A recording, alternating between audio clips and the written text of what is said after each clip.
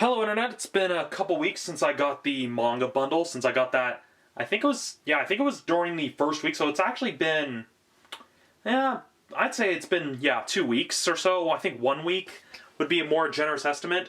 Not exactly sure. I may be off on the days, but point being is that the other package from Crunchyroll has arrived.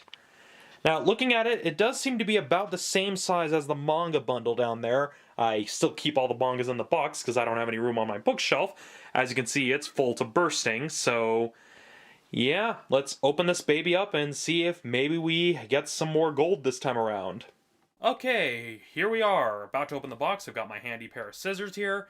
The audio sounds better because I'm using my Zoom recorder, so let's not waste any time and see what we got. Oh, sorry, it's just my recorder's a little bit in a precarious place, and this table that I have it sitting on, it loves to wobble. Let's get it away from there and get this box open because we want to see what is inside. There we go.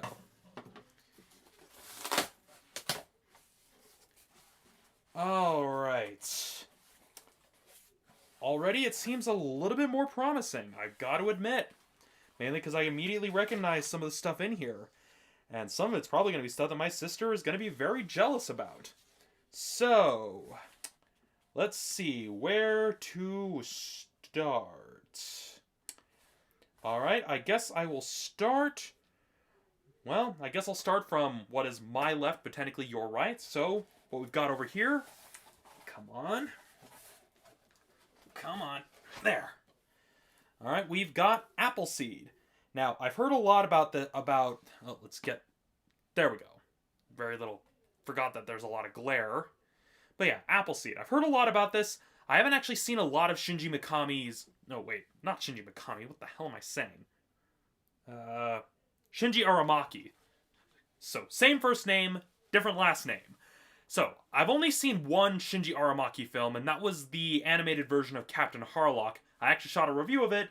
Didn't really upload it because I didn't feel like I did enough research to actually give that film a fair review. So, well, from what I hear, it's a very classic film. It's gotten praised from a lot of American filmmakers. It's got the quote up here from John Woo.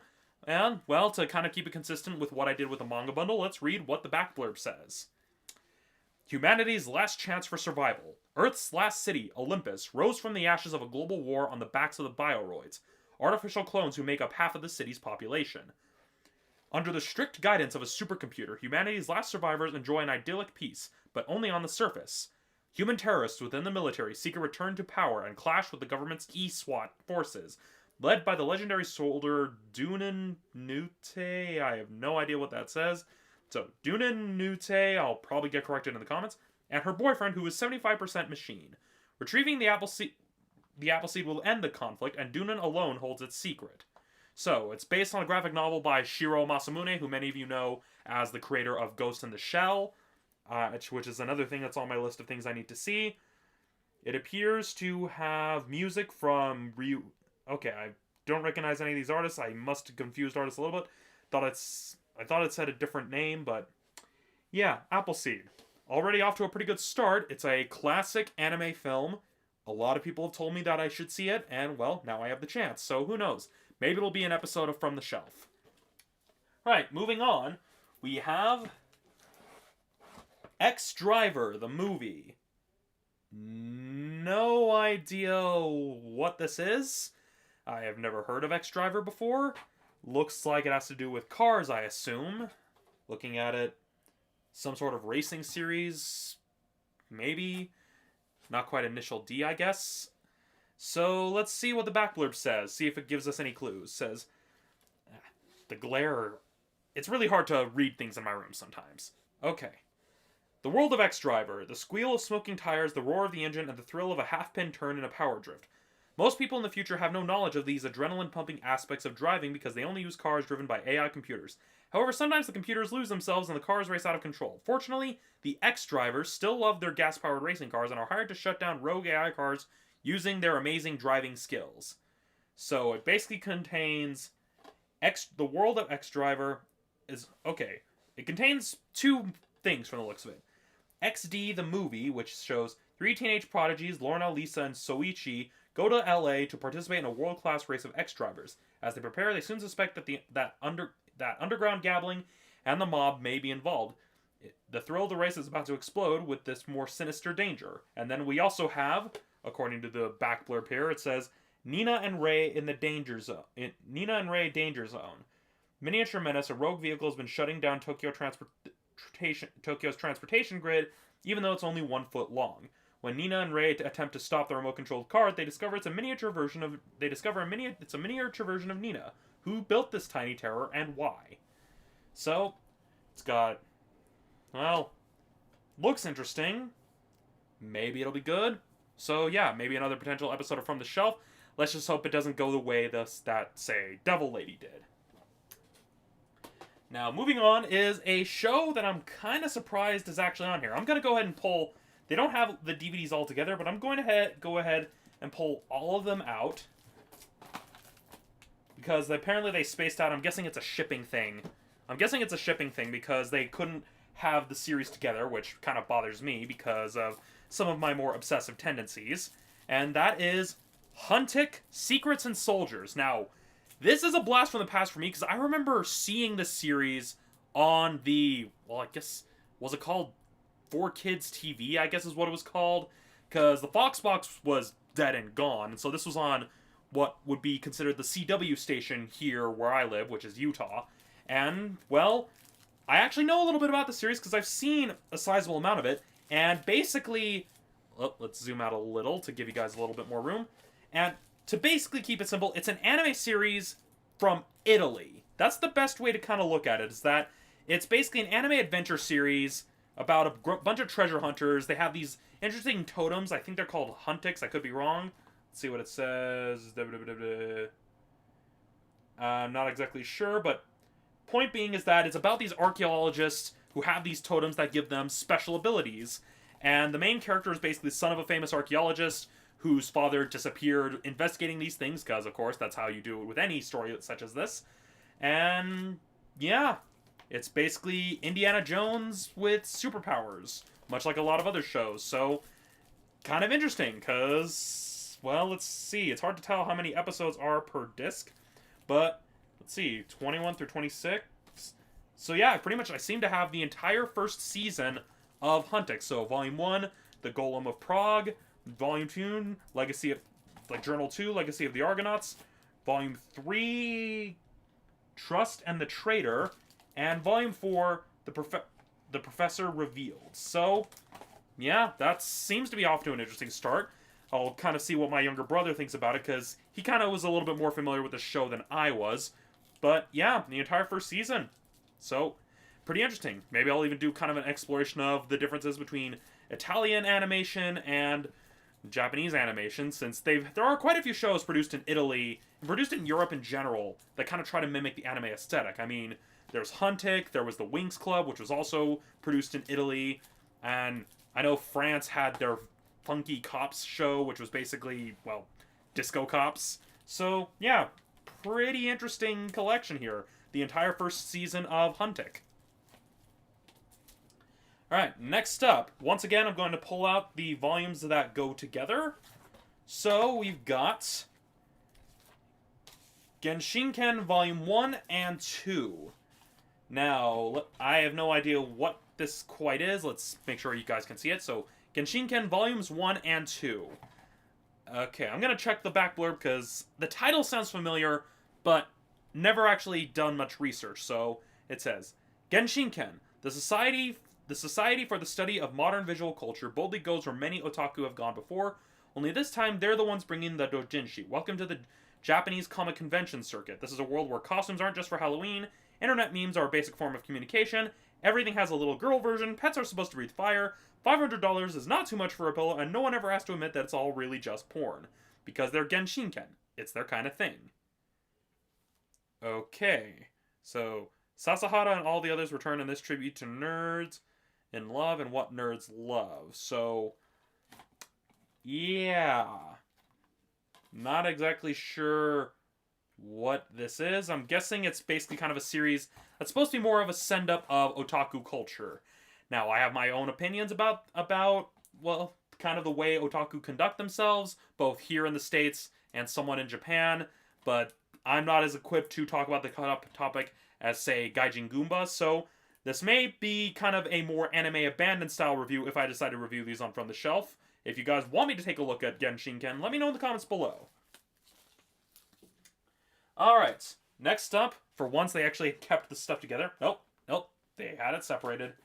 We have, well, not sure what this is. It's called Moribito.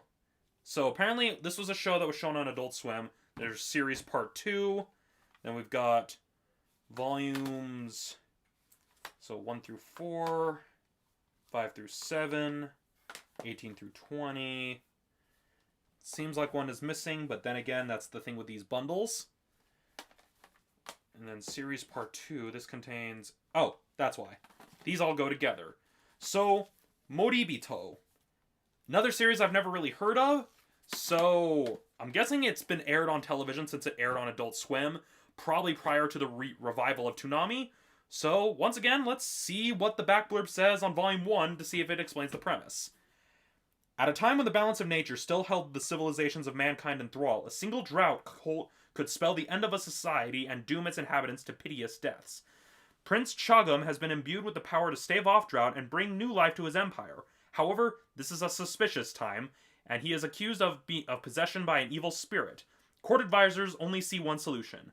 Chagum must be put to death by his own father's hand. His salvation is in the form of Balsa, a spearwoman and mercenary from Kanbal, the kingdom across the mountains. Her skills are legendary, and although reluctant, she is held by a mysterious vow to save 8 souls before she dies. Can she fend off an entire empire and make Chagum her 8th soul?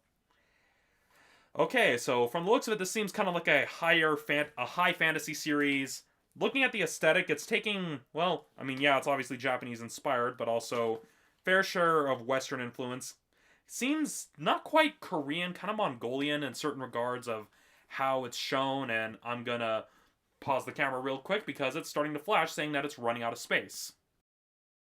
And we're back. So, as I was saying, Moribito looks kind of like one of those high fantasy shows. It looks like we've got up to episode 20, and not quite sure why this one's in a special box. It might be because it contains some special content. It's hard to really say for certain.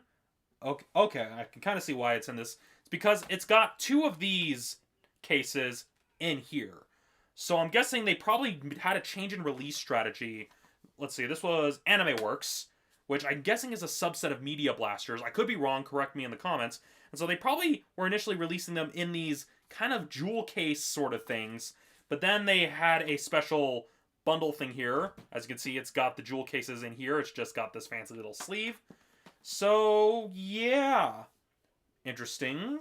I'll take a look, see what it's worth, and see if it gets any better after a certain number of episodes. So, yeah, Moribito. It seems kind of, I don't know, it kind of reminds me of like To the Edge of Earth and Sea. It was that Genghis Khan film that also had a manga adaptation. Technically, it was done by a Korean artist, so I guess that would mean manhwa. That's kind of what the art style on the cases kind of reminds me of. Which is why I'd say it may have more of a Western or Korean sort of influence. I mean, the creator, it says the creator name is Japanese, but so, yeah. An interesting choice. Probably worth a look. It'll give me at least something to watch when I need time to kill, so let's move on. Alright, next up we've got... Sadamitsu the Destroyer Volume 2.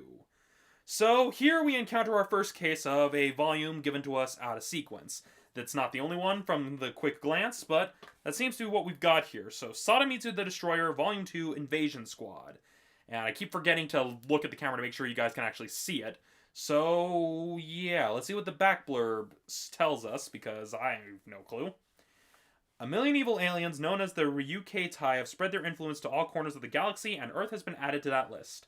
Sodomitsu, a street punk empowered by a slightly damaged alien helmet, is trying to capture them and put an end to their threat for good. That seems to be the basic premise. The design kind of reminds me a little bit of Cashern, almost. I mean, if you kind of look at this, I'm not sure if I don't want to activate the autofocus, so I'll just keep it here. the design kind of reminds me a bit of Casshern, so it's probably something that took a lot of influence from things like Akira, for example, thus the whole street punk sort of thing.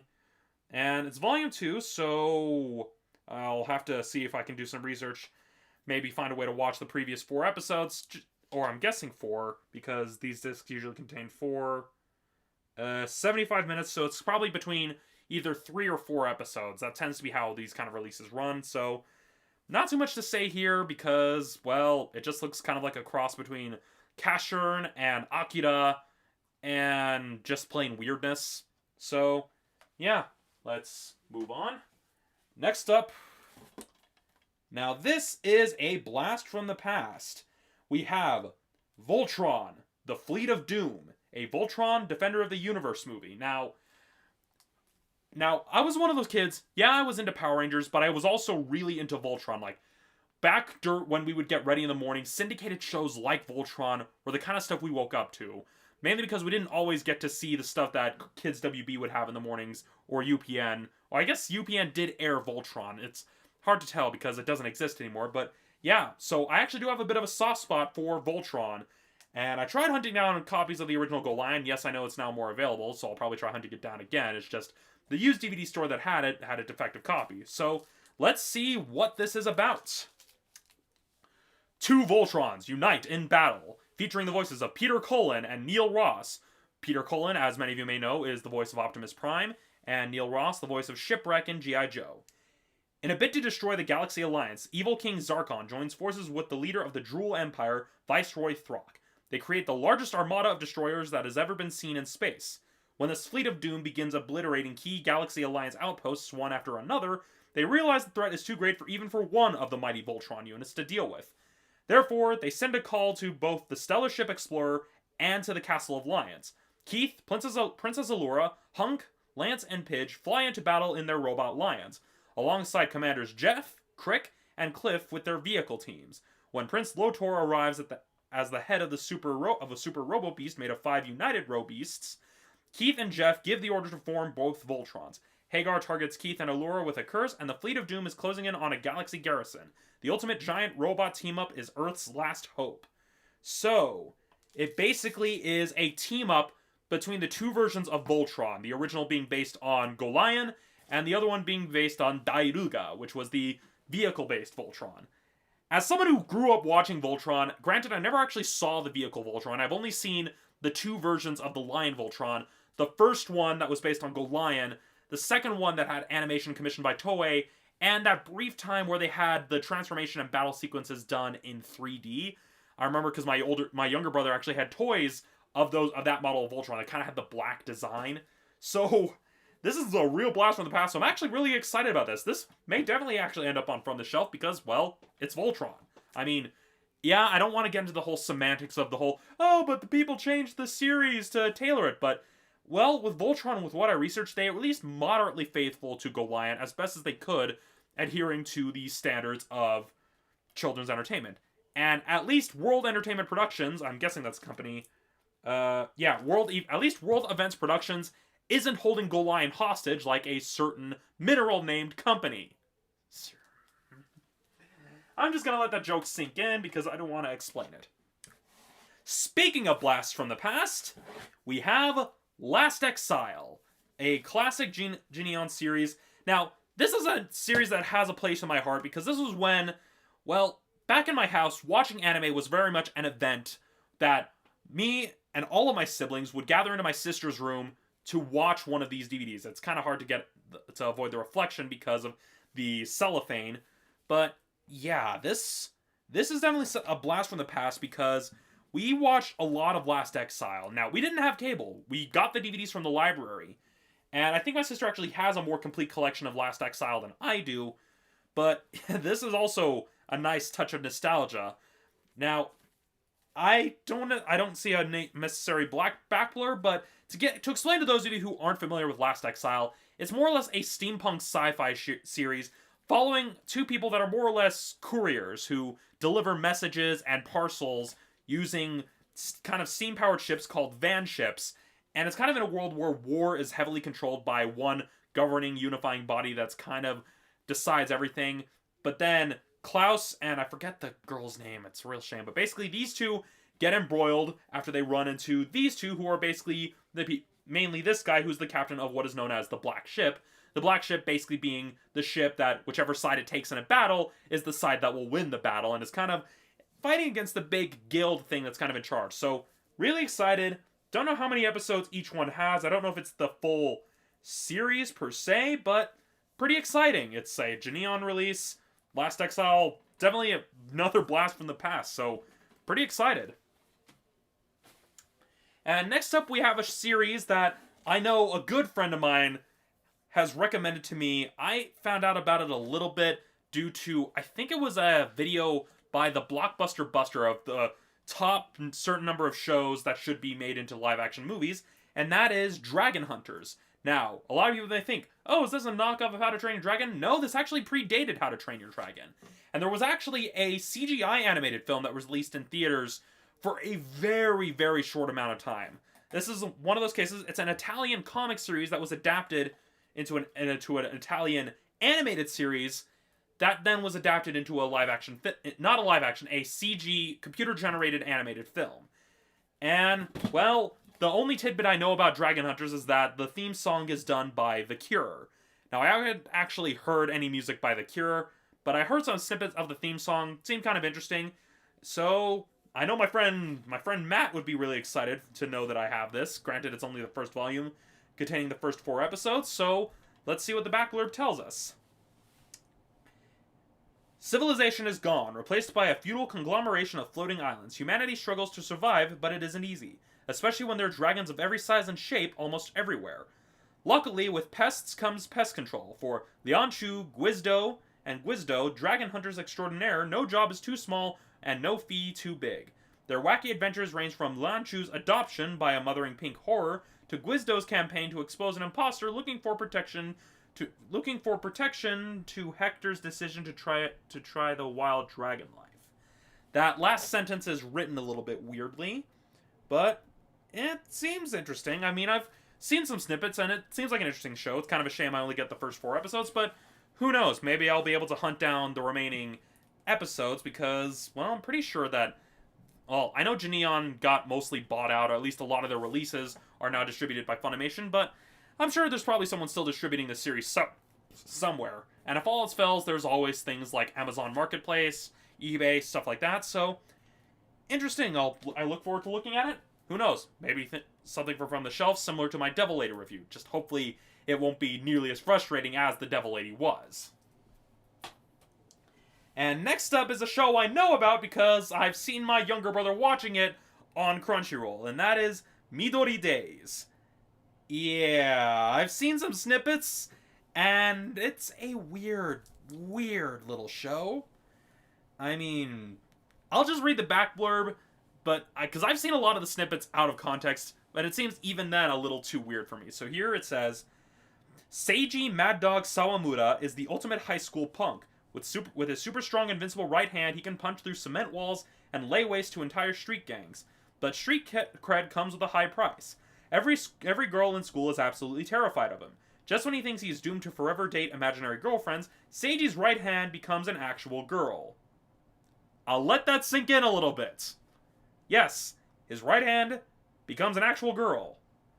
Midori Kusagano wished she could be by Seiji's side, but ended up somehow attached to his wrist. Seiji's fighting days may be over, but his girl trouble days are about to begin.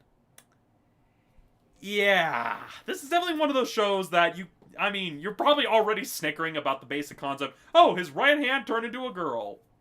Yeah, I'm not the only one who thought that. On several occasions, and the snippets I saw my younger brother watching on on Crunchyroll, yeah, this is definitely one of the weirder ones. That's pretty much all I can say, is that this is definitely one of the weirder ones. So, with that, let's move on. I've got to cut the camera because it's flashing because it needs attention. And we're back. So, next up, we've got Gregory Horror Show. Okay. Not really sure what I'm looking at here. I mean, it's pretty kind of creepy looking. Well, let's see what the back blurb shows us. Well, Dang light. Sorry about the glare, folks. It's just what happens when you have overhead light directly above where you're having to see. So, Gregory Horror Show. Let's see what the back blurb tells us. Kind of looks like CG animation, so it might be something kind of in the vein of something like Mr. Stain on Junk Alley. Although, okay. It says, "Welcome to the Gregory Horror Show, a CG animated horror comedy program set in an alternate dimension populated by surreal and imaginative characters. A compilation of macabre short stories that will have you cringing at each plot-twisting ending. In each story, your guide is Gregory, a gloomy old mouse and evil proprietor of Gregory House. On the surface, each inhabitant of this hotel for lost souls represents a universal everyday fear, but even this appearance is camouflaged by the bright plumage of insecurity hiding inner conflicts and subtlety of character. Each episode will be partly funny, partly scary, and always challenging for the viewer, as well as being unrelenting entertaining." So, it's got 25 episodes plus 4 bonus episodes, so 29 episodes. This looks like this was a show that didn't last very long, and, well, it seems kind of like an anthology series, kind of like Tales from the Crypt, so maybe kind of interesting? Who knows? So far, I'm just more confused, and the design on the cover, I don't know, it's just kind of blah a little bit. I mean, you can even see kind of on camera where everything just kind of blends together. So maybe if I bring it a little bit closer, you can kind of see more of the design. So, not really sure what to make of this so far. So, yeah. I'll take a look. If it's worth the being talked about on my channel, then who knows. Maybe it'll be an interesting diamond in the rough, so to speak. Alright, next up we have Phantom, the animation. I assume it doesn't have anything to do with the classic comic strip character who was otherwise known as the Ghost Who Walks. So, yeah, let's see what the back blurb says and see if it gives us any idea as to what this is about. Zwei traveled to a new city to start a new life. There he meets the girl of his dreams, Ein, for the very first time. Strangely, he spots her from 500 meters away while she is crouched behind a military-issue sniper rifle picking off mobsters. Soon, Zwei's uncanny alertness comes to the attention of Ein's employers, and he's given a simple choice. Train to become an assassin, or Ein's next target. And I kind of see what the people creating the show were kind of going for, because, well, I'll just explain it. Ein and Zwei, that's basically... Ein means one in German, Zwei means two. It's just like Ein, Zwei, drei... Like Ein, Zwei, drei, vier. I got a few friends who live in Germany that are probably laughing at my pronunciation right now, but that seems to be kind of what it's going for. I mean, it seems like an interesting series for the most part. It's hard to tell. I'm guessing it's either feature length. Yeah, it seems to be like a feature length animation, so it's not a series. It's a one-shot, which may be best for me because, I don't know, just the names and stuff, it seems a little pretentious to me, but who knows? Maybe it'll surprise me. And the art style seems alright. I just get very much a Kite sort of vibe from this. Now, I haven't actually seen I haven't seen Kite in its entirety. It's actually a DVD that is on my shelf that I will be reviewing on From the Shelf, mainly because I plan on reviewing the live-action remake. So, yeah, hopefully this will be interesting, but, yeah, it just seems kind of like one of those let's be edgy and artistic sort of shows. But then again, that could just be the marketing and the design of the cover. Maybe it's based on a manga that's just happened to be called Phantom. Who knows? Alright. Once again, another case of an anime volume being given to us that's in the middle of the show and not at the beginning. And that is Samurai Deeper Kyo. And the volume is Volume 6, A Shift in Time. I really need to stop dropping. Sorry, people. So, I've heard of this show, sort of. The title sounds familiar. So, let's see what it says here. The five true Muramasa come together at last for a final showdown with Nobunaga at Mibu Castle. The great warlord has absorbed the powers of Kyo's allies, turning them against the red-eyed samurai. Kyo survives the combined attacks of his comrades, which are newly wielded by Nobunaga himself. Yukimura has abandoned his friends to join the Mibu clan and plans to duel with Kyo. Migeira realizes that even if Nobunaga is defeated, the world will not return to its original timeline. The real cause for the chaos is Kyo himself. To save the future, it is Kyo that Migeira must destroy.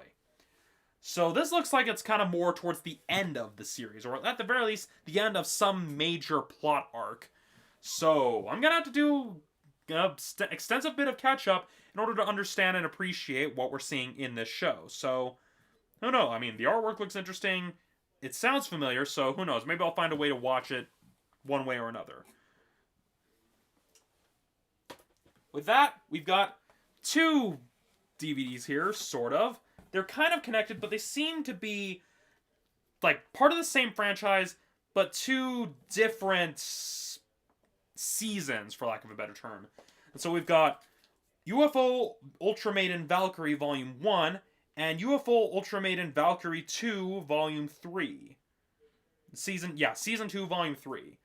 Now, let's read the back blurb of this one since it's the first one and it'll give us the idea of the premise. It's probably not all that innocent because, well, looking at the cover, looking at the back, and knowing that it's ADV Films, nothing surprises me. So, let's see what it says. It says, in the future, Earth is a very different place. Interplanetary travel and alien encounters are now commonplace. In fact, maybe a bit too commonplace, considering that a mystical otherworldly maiden named Valkyrie has crashed her spaceship into Kazuto Tokino's bathhouse. As Kazuto tries to rebuild his business and his life, things get crazier by the minute. His bouncy, bubbly, and bare bathhouse clients just want to relax, but certain individuals from Valkyrie's homeland of Valhalla want their beloved princess back, and they'll do just about anything to get her home. So it says, get ready for hilarious battle scenes, mishaps galore, and an army of oh-so-cute cat girls on the prowl. It's the riveting first volume of UFO Ultramaiden Valkyrie. Yeah. It pretty much looks exactly like what you probably think it is. I mean, bathhouses, you can just see, it says wiggles and giggles and cat girls, oh my. Not really kind of my cup of tea, but I'm willing to give it a shot. It's Volume 1. I'll have to do some research if I'm going to ever tackle Season 2, Volume 3, because, well, it's an entire season I'd have to watch, plus 2 volumes of this of the second season. So, not sure if I'll ever review these on the channel, unless it makes me particularly enraged and makes it worth talking about it, but frankly, there's only one ADV release series that would pull out just that much rage in me, and that's more for a different variety of reasons. I'm not going to say it right now, because then people are going to want me to review it, but point being, not really my cup of tea, but I'm willing to at least give Volume 1 a chance, since it's the start of the story, and, well, it's kind of the whole, well, do the earlier episodes convince me to watch the rest of the show? Looking at the basic premise, probably not, but who knows, I could be surprised. Alright, next up, we've got another Volume 1, and that is by the name of Shura no Toki. So, looks like Shura no Toki, Age of Chaos, Volume 1. Not quite sure. It seems like a kind of a martial arts-based anime. Let's see what the back blurb says, since it's Volume 1. According to legend, there was a clan of warders in the... It's getting late, people. I am very tired. So, according to legend, there was a clan of warriors in the Heian... They misspelled Heian, by the way. I'm not sure if I can be able to see it, but it's Heian, not Hiean. I mean, well, this... Not really, if you're gonna translate anime, you should do your research on how it would actually be romanized. So, in the heart... there was a clan of warriors in the Heian era who were a match for any samurai, even though they fought without weapons. They were called the Mutsu clan, and their art was known as the Mutsu Enmei style. The great samurai, Musashi Miyamoto, cuts down a group of assassins and saves a young nobleman. However, he has no desire to work as an escort. To keep the young master safe, Musashi recommends a passerby from whom he sees great potential. And thus, Yakumo Mutsu becomes a bodyguard, and the young master gains the protection of an invincible warrior. Looking at it, I think I might have heard about this series before, because it's kind of... I think I saw one of Misty Chronexia's videos talking about, it was either of his video talking about martial arts shows, or kind of anime you definitely haven't seen. Because looking at the back, the art design looks kind of familiar. Kind of reminds me a little bit of Takahashi Rumiko's artwork. It's probably kind of just a similar design style, because it's done by a completely different artist. But who knows? I mean, martial arts show. Kind of a shame. Well, I guess Anime Works is still distributing DVDs. I could be wrong, though. Feel free to correct me. But, hey, it's Volume 1. It's worth a shot. Now, this is something my sister is probably going to be somewhat jealous of, but then again, she probably also already has most of the show. And that is the Heat Guy J Heat Pack, which contains Volumes 1 through 3.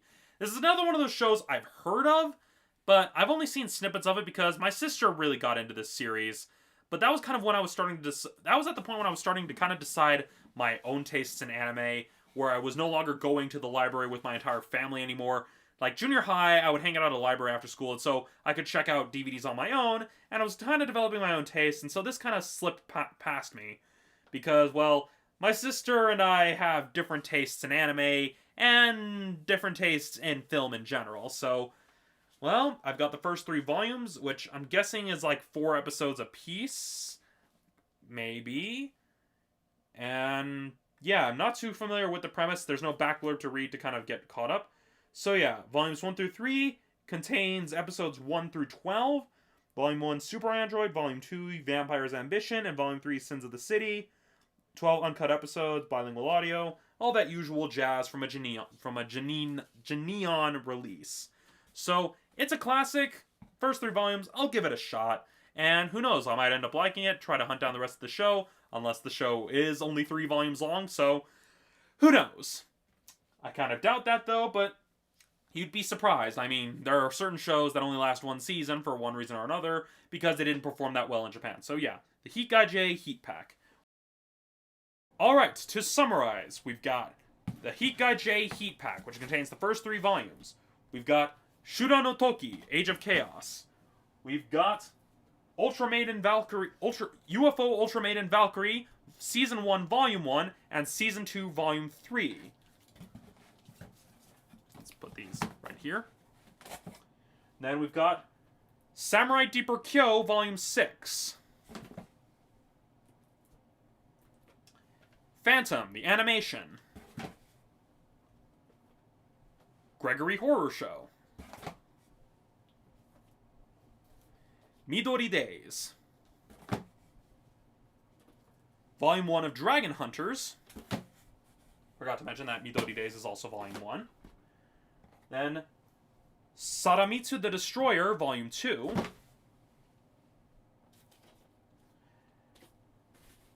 Then Last Exile, Volumes 1 through 4.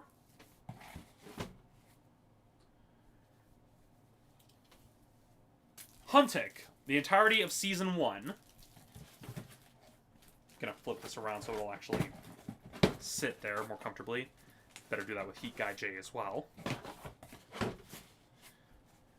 Alright. And then Genshinken 2, Volumes 1 and 2.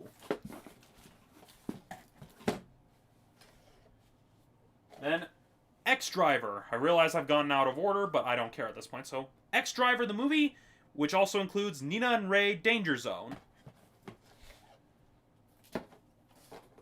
And then, what looks like to be the entire 20 episodes of Moribito, Guardian of the Spirit, which aired on Adult Swim. I'll have to do research as to kind of how that performed in the ratings, because, well, when Adult Swim is on, I'm usually asleep, but I also don't have cable, so I'll have to ask my dad, who actually watches Adult Swim. And then, the 2 I'm kind of the most excited about here, which are Voltron, Fleet of Doom, and Appleseed by Shinji Aramaki. So, these are the DVDs I got from the Crunchyroll Spooky DVD bundle, and I have to say, I'm actually a lot more happy with what I got this time around. I mean, at least with the manga bundle, there was some stuff that I wasn't exactly into, but some gems. But here, there's a lot more that I'm excited about in this chance box than I was with the manga volume. So far, Crunchyroll, you're 1 for 2. And at least it's interesting to have some DVDs from the now defunct ADV Films, which they say it's defunct, yet they say it still doesn't exist, yet it does. It's kind of confusing. I know the guy one of the people at ADV liked using Voltron as the metaphor, but yeah, might be at least worth something to certain collectors. So I'll see maybe if I can get anything for it, if there's just not much reason for me to look into, say, Ultra Maiden, Valkyrie, yada. So yeah, these are the DVDs, and so far I'm actually pretty excited. I mean, I know I'm definitely going to check out Appleseed and Fleet of Doom. I'll kind of take a look at Huntik. I know my younger brother will probably be a bit more excited about that since he was more into that show than I was. Last Exile, definitely a classic sci-fi show. At least it was one that I remember from my childhood. Heat Gaijai, I know my sister was really into. And, well, some interesting stuff. Dragon Hunters, a few others. So, yeah, I'm actually pretty satisfied with what I got here.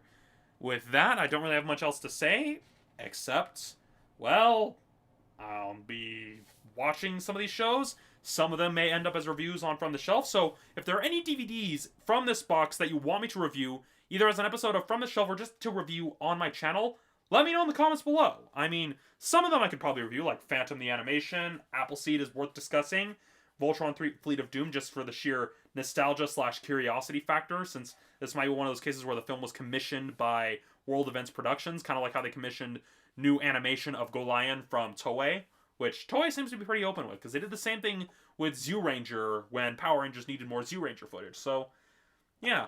And who knows, maybe some of this other stuff we've got here might be worth looking at, like Phantom the Animation, X-Driver the movie. Gregory Horror Show has me peaked.